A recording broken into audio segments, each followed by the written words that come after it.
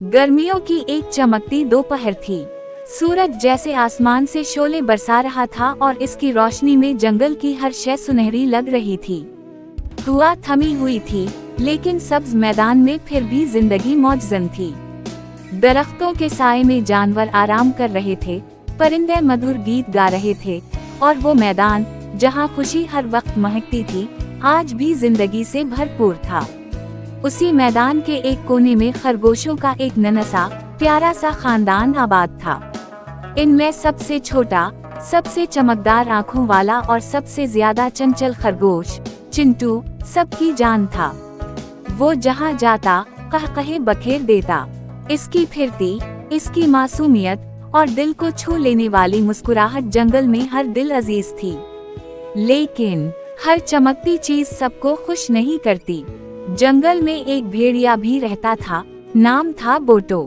बड़ा, ताकतवर, मगरूर और सबसे बढ़कर हसद से भरा हुआ। चिंटू की खुश मिजाजी और अक्लमंदी इसके गुरूर को चुभती थी। एक दिन बोटो ने चिंटू को नेचा दिखाने का मंसूबा बनाया। उसने सब जानवरों को जुमा किया और बुलंद आवाज में ऐलान किया, आज जंगल की सबसे बड़ी दौड़ होगी। जो जीतेगा उसे मेरी तरफ से इनाम मिलेगा। जानवर खुशी से झूम उठे। चिंटू ने भी पुरजोश होकर हिस्सा लेने का ऐलान किया, मगर जैसे ही वो लाइन पर आया, बोटो आगे बढ़ा, आंखों में तमसखर लिए बोला, छोटे खरगोश, ये दौड़ तेरे बस की नहीं।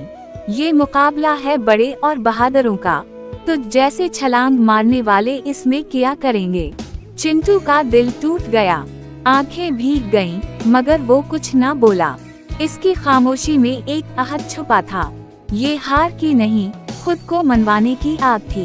अगले दिनों में चिंटू ने बोटो पर नजर रखना शुरू की।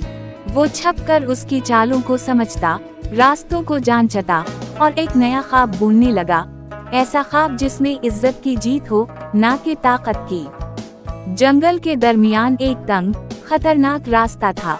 खारदार झाड़ियों से घिरा हवा, जहां सिर्फ वही जाता जो जल्दबाजी करता। चिंटू ने वहीं एक शफ्फाफ जाल बिछाया, चालाकी से, खामोशी से। फिर उसने नई दौड़ का ऐलान किया। इस बार मुकाबला होगा शॉर्टकट के साथ। जो जल्दी पहुंचा, वही फातेह कहलाएगा। बोटो खुशी से चला उठा। अब आया मजा। ये दौड़ तो मैं पल भर में जीत जाऊंगा। दौड़ शुरू हुई। चिंटू सीधे रास्ते पर दौड़ने लगा, जबकि बोटो जल्दबाजी में शॉर्टकट पर लपका। लेकिन जैसे ही वो इस तंग रास्ते में दाखिल हुआ, इसका पांव जाल में उलझ गया। वो गिरा, खारदार झाड़ियां इस पर टूट पड़े और वो दर्द से चीखने लगा।